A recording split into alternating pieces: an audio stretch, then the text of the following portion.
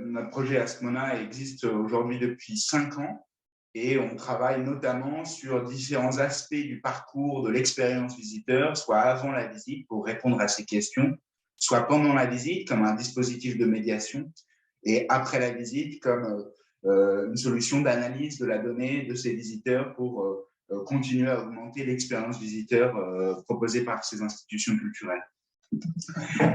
Cette année, c'est une année assez particulière, 2022, puisque c'est l'année où on a décidé de vous offrir quelque chose, de vous offrir un cadeau, vous, représentant des institutions culturelles. Et donc, on a ouvert à toute notre base de données de partenaires, de clients, de prospects. On vous a tous proposé de posséder un NFT, un non-fungible token. Ce NFT, ça veut dire quoi? Alors, évidemment, on en entend beaucoup parler, on parle de blockchain, de crypto-monnaie, de tous ces concepts qui sont des concepts un peu particuliers et souvent qui sont difficiles à saisir physiquement. Et on s'est dit, la meilleure façon de saisir cette innovation, de comprendre de quoi il s'agissait, c'était d'en posséder un et donc de vous permettre à vous, représentants des institutions culturelles, d'en posséder un. Aujourd'hui, donc vous êtes soit en possession d'un NFT, soit on vous a ouvert en tout cas un wallet pour que vous en ayez un, et on va vous expliquer un peu comment ça fonctionne. Le NFT, alors ça peut être une opportunité formidable d'innovation dans le monde de la culture et dans le monde de l'art.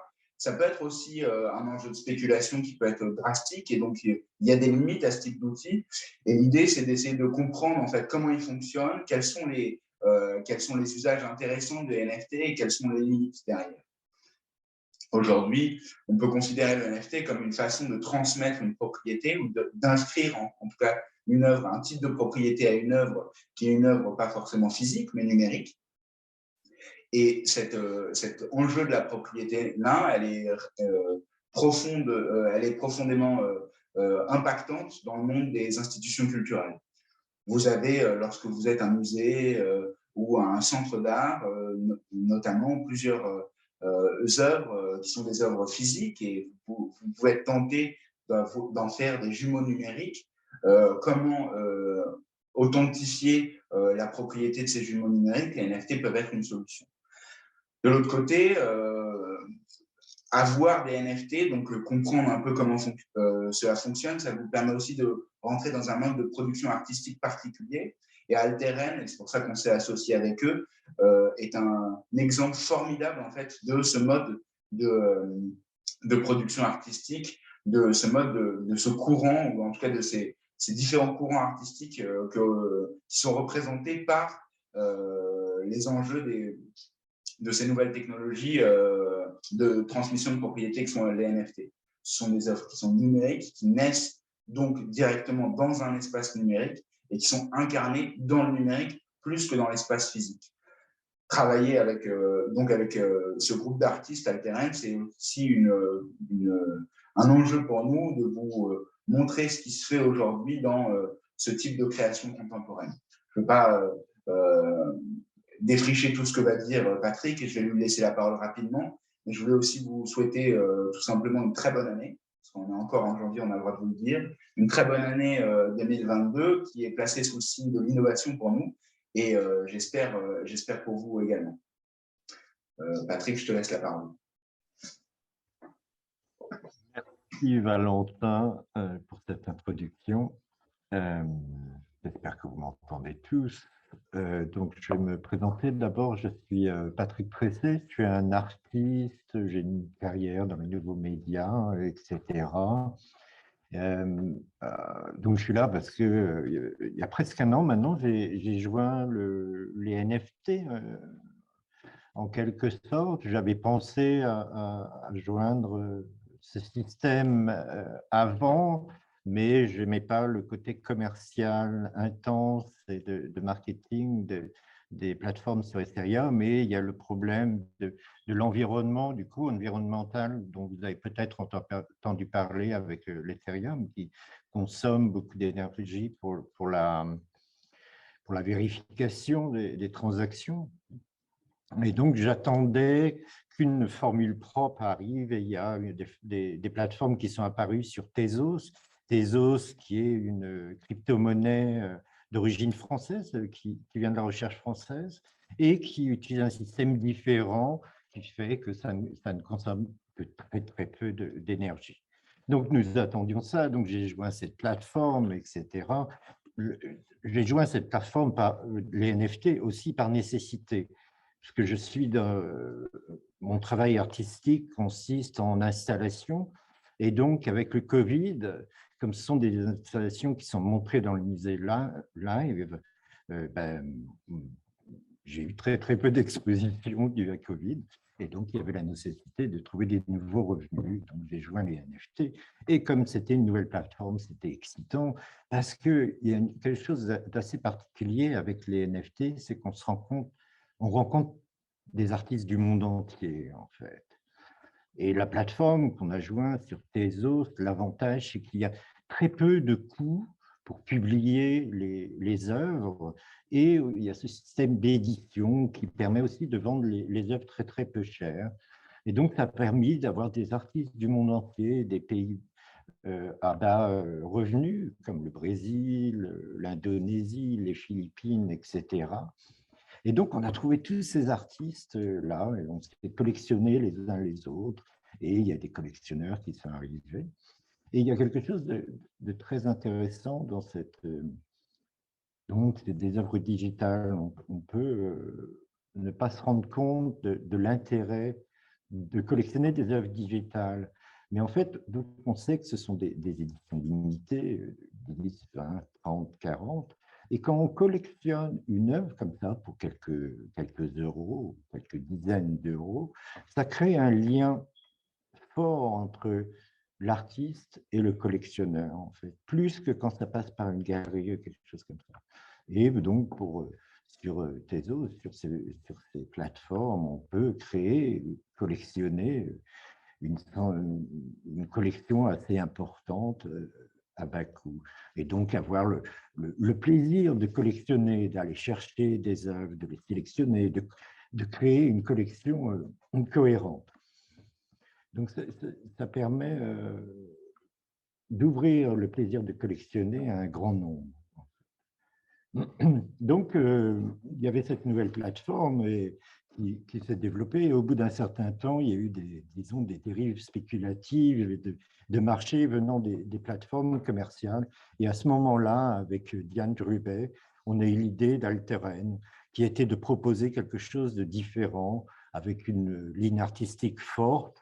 Et là, on a choisi des artistes qui étaient dans nos collections, en fait, des artistes avec qui on a des affinités, avec une qualité artistique certaine, et souvent des artistes qui avaient déjà une pratique dans le monde réel, comme on dit dans les cryptos. Et donc, on a créé cette plateforme, notamment avec l'aide de Immaterial Future Foundation, qui nous a donné une subvention au début, qui nous a permis de créer ce site, en fait, qui est aussi, c'est une plateforme d'exposition et de vente, en fait, mais à la limite, la vente est accessoire. C'est d'abord présenter les œuvres comme des œuvres artistiques et pas comme un catalogue comme il y a sur les plages de marché, disons, Ethereum commercial pour les NFT. Donc, la présentation d'œuvres d'art est plus importante. Je vais rapidement vous faire un petit tour, une petite visite guidée d'Alteren, de notre plateforme. Donc, je vais partager mon écran. Voilà. Oh, je cherche. Ah, je pense qu'il faut m'autoriser le... Ouais, il faudrait ouvrir pour autoriser le sharing.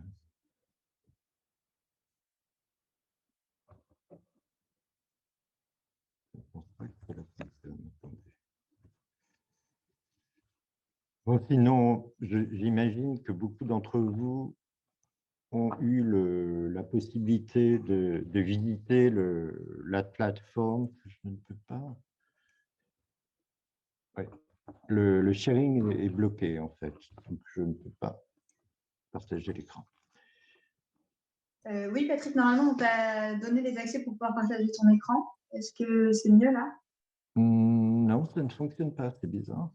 Alors, peut-être qu'il faut retirer Patrick de la mise en évidence.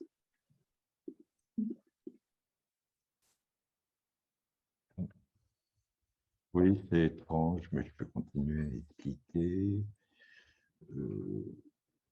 Voilà. Alors, est-ce que tu peux essayer à nouveau? Ouais, non, ça ne fonctionne pas. Ça m'envoie un message, mais je n'ai pas le temps de le voir parce qu'il disparaît.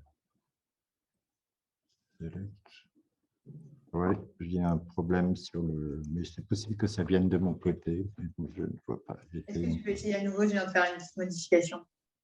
Ouais, non, ça ne marche pas. Ouais, parce que... Ouais, non, ça ne fonctionne pas. Si tu veux, je peux partager mon écran pour toi. Oui, si tu veux, et puis tu passes, tu fais une visite d'Alteren et je commenterai, en fait. Ça sera plus simple. Désolé pour ça, ce sont les aléas des présentations. Les aléas du direct, exactement. Des petites choses qui coincent toujours. Alors.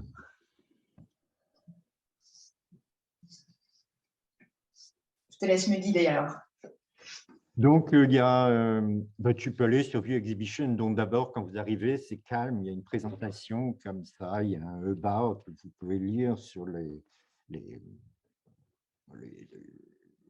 l'origine d'Alteren et les objectifs que nous avons. Donc, ici, vous voyez les différentes expositions. Ça marche un peu comme un site, comme un groupe d'expositions individuelles où il y a quelques œuvres. Si tu peux aller sur Anna. Voilà, Red Thread.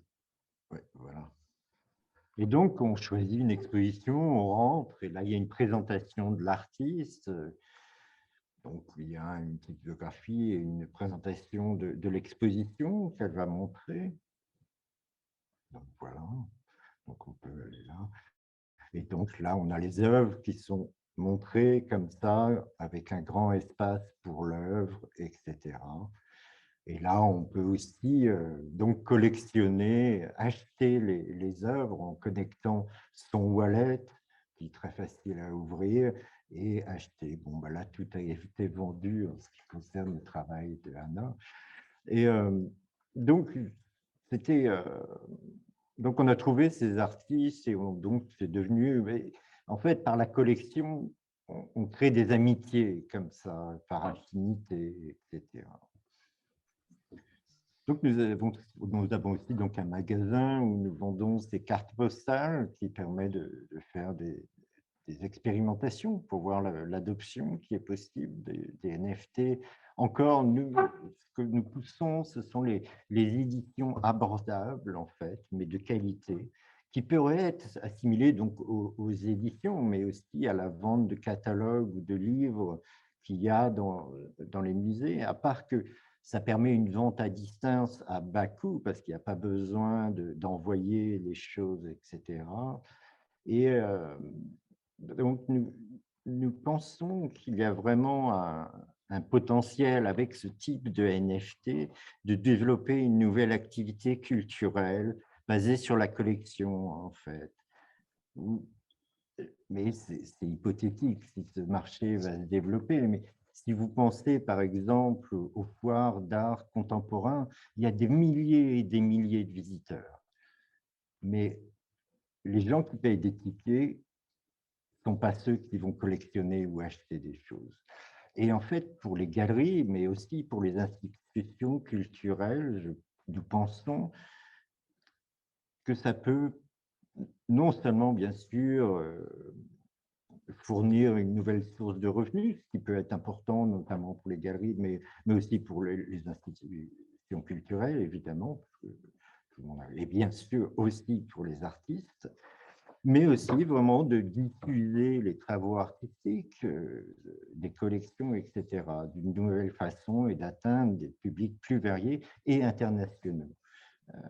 Nous pensons vraiment qu'il y a cette possibilité, bien sûr. On ne sait pas si ça va se passer. Pour l'instant, le marché n'existe pas pour ce genre de choses. parce que le marché, pour l'instant, les fonds viennent des crypto-collecteurs qui ont des goûts qui ne sont pas forcément les mêmes que ceux que nous proposons au niveau artistique. Donc voilà, ce sont les idées que nous essayons de promouvoir. Et donc avec Asmona, d'ailleurs, je dois remercier Asmona en général pour cette collaboration qui est très intéressante pour voir ce que l'on peut faire, quelles sont les possibilités d'adoption pour comme ça la collection de NFT, ce qui est assez compliqué, à vrai dire. Donc, merci de m'avoir écouté. Et donc, si vous avez des questions. Oui, merci beaucoup Patrick pour cette très bonne présentation. Ça nous a permis effectivement de comprendre un petit peu le principe des galeries en ligne comme Altaren. Donc, parmi les personnes qui sont présentes, il y en a quelques-unes à qui on a pu offrir un NFT, on a pu présenter un petit peu le process de récolte d'un NFT à travers un wallet, etc. Donc, si parmi vous, parmi ceux qui ont pu faire la demande d'un NFT et ensuite ouvrir le wallet et du coup aller se balader un petit peu dans la galerie Altaren pour choisir le NFT qui était proposé avec la collaboration Altaren. Si vous avez des questions, s'il y a le process, vous n'avez pas réussi à aller jusqu'au bout, s'il y a encore quelques incertitudes qui planent au-dessus de vos têtes, n'hésitez pas à poser ces questions maintenant, parce que c'est aussi le but de ce webinaire. Alors, donc, comme je vous le disais et comme disait Valentin, c'est un peu le sommet, le point culminant de cette campagne qu'on a faite pour vous offrir des NFT et pour vous initier aux NFT. Donc voilà. Donc, je peux vous laisser un petit peu de temps. Je vais peut-être laisser 2-3 minutes pour les questions. Alors, je vois qu'il y en a quelques-unes. Alors, quelle est la typologie personnelle des collectionneurs et déteneurs de NFT? Est-ce que de nouveaux collectionneurs qui n'achetaient pas de l'art physique le font-ils pour conserver ou pour les conserver ou pour spéculer? Patrick, je te laisse la parole pour cette Oui, je pense que c'est moi, puisque j'ai quelques expériences. C'est comme dans le monde réel, il y a tout genre de collectionneurs. Il y a des collectionneurs qui ont aussi des collections physiques.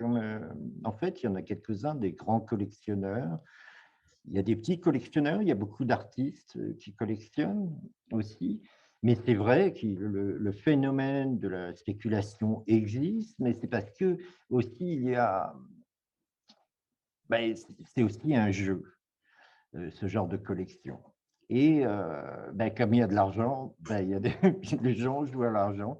Mais en ce qui concerne… les places de marché sur Tezos, je ne pense pas que les collectionneurs sortent l'argent qu'ils gagnent. Ils réinvestissent en achetant d'autres collections. Et je pense que c'est plus de l'ordre du jeu. Après, oui, je sais, il y a très peu.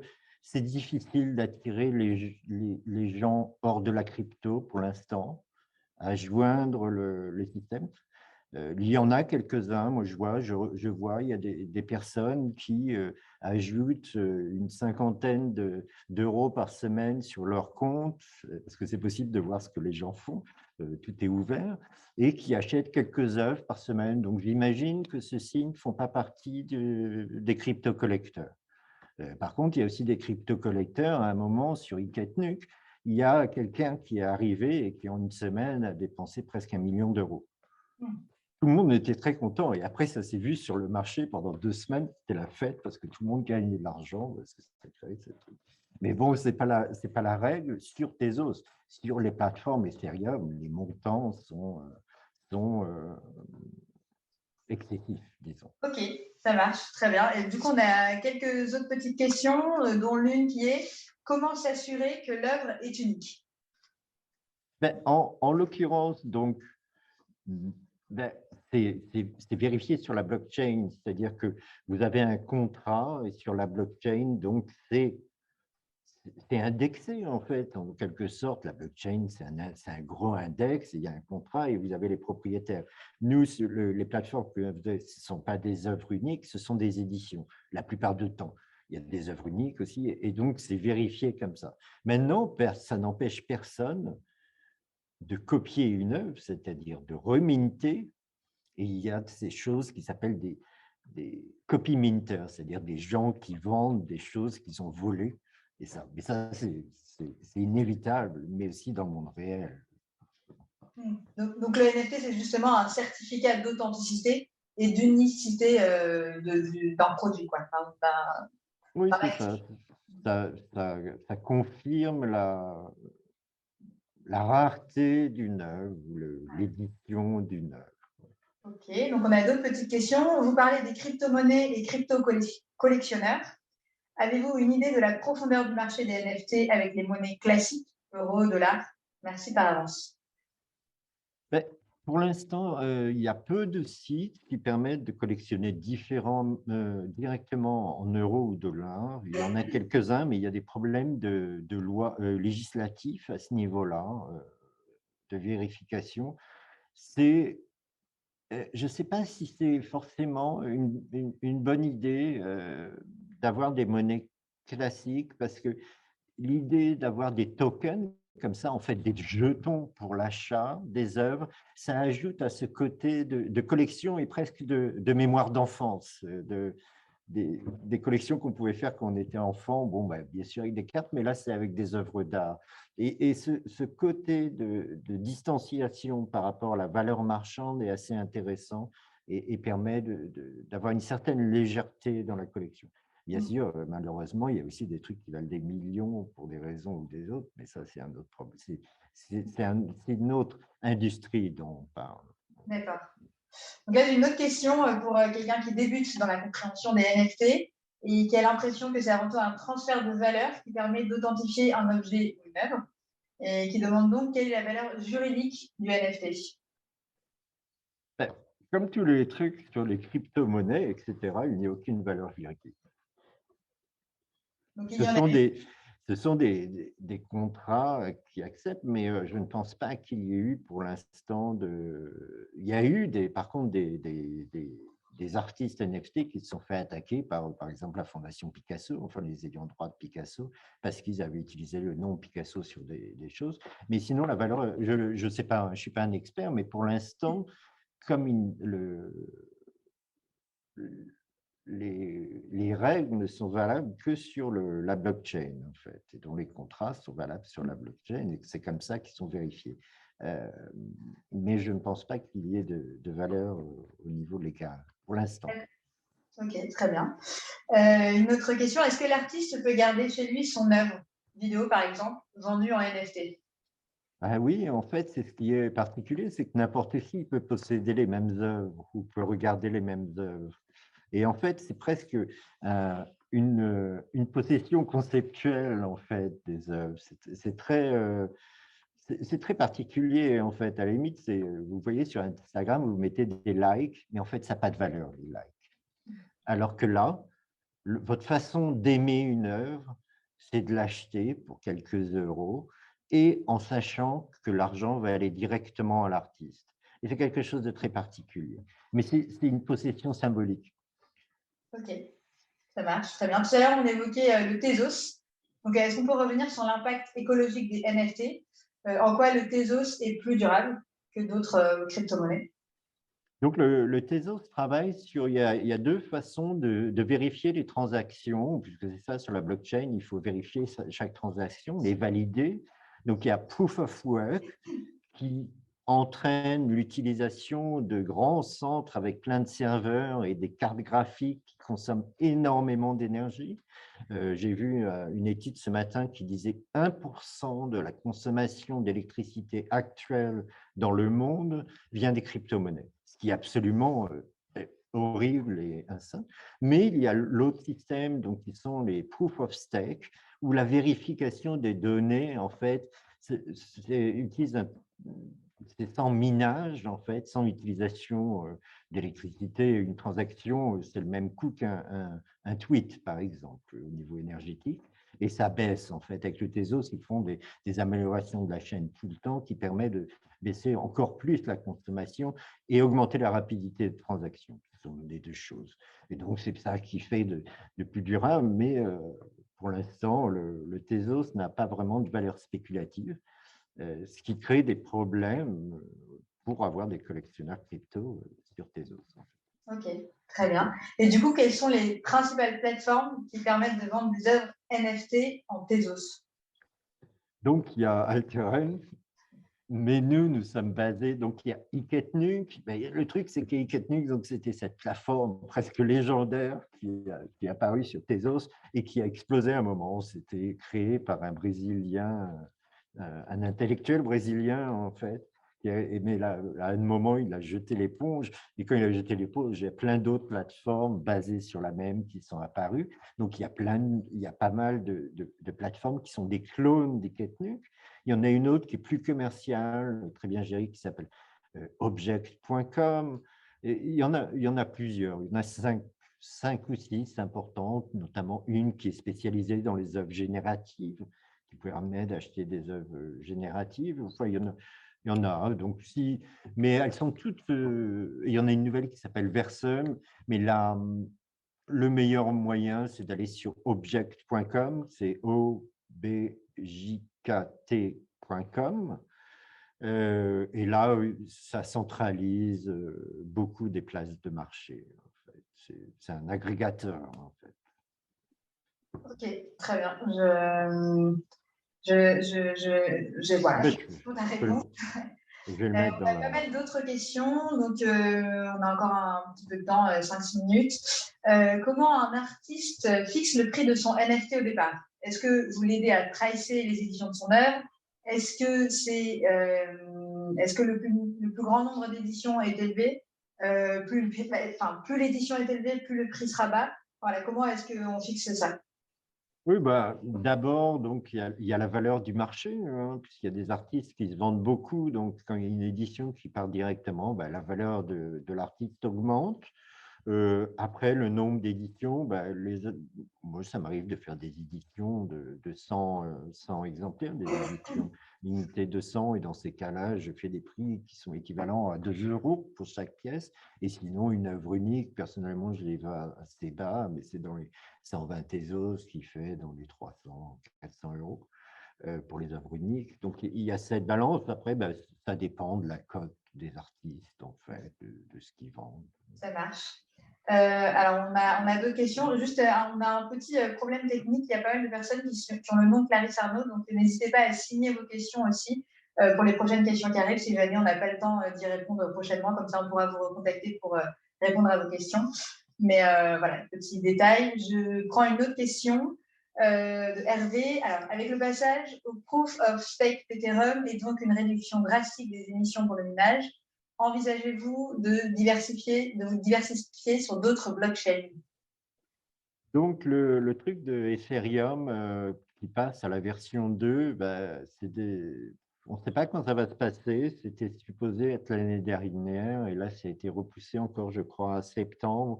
Ça pose de très gros problèmes pour eux. Donc, on ne sait pas quand ça va se passer et ça ne va pas limiter. Il y a encore des problèmes de vitesse, de transactions, etc. Et le problème, c'est qu'est-ce qui va se passer avec les gens qui ont investi tant d'argent dans les serveurs. Enfin, c'est compliqué comme truc. Après, oui, bien sûr, il y a d'autres blockchains. Nous, on est sur une blockchain, on pousse pour que ce soit là-dessus, on s'est investi là-dessus. Donc, il y a des chances pour qu'on reste avec cette blockchain qui a pas mal d'avantages puisqu'elle est très moderne. Enfin, je ne sais pas le sujet de ce truc, mais il y a des On en reparlera peut-être prochainement si jamais l'intérêt est très grandissant et qu'on organise un prochain webinaire sur ce thème. Je prends une dernière question et ensuite je laisserai Valentin vous donner le mot de la fin. Donc, alors, je prends une question. Vous avez dit que l'investissement peut être considéré comme un jeu. Pensez-vous qu'il y a un risque que l'art sera uniquement considéré comme un objet commercial où on va chercher seulement pour le vendre et gagner de la valeur financière? Non, enfin, je ne sais pas, moi je sais que je me suis créé une collection comme ça, je crois que j'ai 600 œuvres dans ma collection, mais j'en vends très très peu, donc il y a deux genres de personnes, les personnes qui gardent les œuvres et les d'autres personnes qui font ça comme un jeu pour gagner de l'argent, comme c'était le casino, mais en moins chose, c'est un peu la même chose. Maintenant, c'est la même chose, hein. Dans le monde de l'art contemporain marchand, il y a des gens qui collectionnent les œuvres pour l'argent et il y en a d'autres qui collectionnent pour l'amour de l'art, quoi. C'est inévitable. Maintenant, la situation, on se rend compte, hein, sur Tezos, si on essaye de faire des efforts, c'est que sans l'influx des investisseurs et des spéculateurs, pour l'instant, comme on n'a pas des collectionneurs non crypto, on a besoin de cet argent pour faire vivre le marché. Malheureusement, c'est comme ça. Ok, bon, je vois qu'il y a une dernière question, je ne résiste pas à ne pas la poser. Y a-t-il des gros collectionneurs qui proposent une visite virtuelle de leur catalogue de NFT qu'ils ont acheté ou détiennent? Oui, il y a beaucoup de plateformes comme ça, de visites virtuelles. D'ailleurs, dans Decentraland, il y a un monde virtuel. Les collectionneurs ont des très grands endroits où ils montrent leurs œuvres. Même nous, sur Tezos, il y a une galerie comme ça, c'est très facile de mettre les œuvres dans un monde virtuel, en fait. Oui, il y a beaucoup d'endroits comme ça. La semaine dernière, j'étais à une partie comme ça d'auction, où c'était une partie où il y avait des DJ, etc., pour le lancement d'une auction. C'était très drôle, en fait. Je me sentais un peu vieux là-dedans. J'ai essayé de danser virtuellement, mais ça n'a pas marché. Ok, bon, merci beaucoup Patrick pour toutes tes réponses. Merci à tous et je laisse la parole à Valentin. Merci à tous. Merci Patrick, merci pour vos questions. Moi, je retiens deux choses de ces différentes questions et de tes interventions, Patrick. Premièrement, que les NFT représentent une formidable opportunité d'innovation, de compréhension aussi différente de ce que représente une œuvre d'art numérique et la façon dont elle peut être transmise, mais également qu'il n'y a pas forcément de grande différence entre le monde physique et le monde numérique. Il n'y a pas forcément une bijection entre les deux, que ce qui se passe dans le marché de l'art physique se passe aussi dans le marché de l'art numérique et que c'est simplement une façon différente de transmettre ces œuvres-là, d'aborder aussi l'art et de pouvoir produire un contenu artistique particulier. Je voulais en profiter pour vous remercier de votre présence, vous dire que c'était la première fois chez Asmona qu'on organisait un webinaire. Si ça vous a plu et si vous voulez en savoir plus et suivre nos actualités, n'hésitez pas à nous écrire, à nous le faire savoir. On va vous faire passer un petit sondage, une dernière petite question pour que vous puissiez nous répondre. Je te laisse, si tu veux, mettre le sondage. Juste à ce niveau-là, comme ça vous pourrez répondre à nos questions. On vous tiendra au courant de la suite qu'on donnera à ces webinaires. Et si vous voulez qu'on en organise de nouveaux, on sera ravis de le faire pour vous et pour vous donner des informations sur les innovations dans le secteur culturel. Voilà, le sondage est lancé. N'hésitez pas à y répondre et puis à très vite.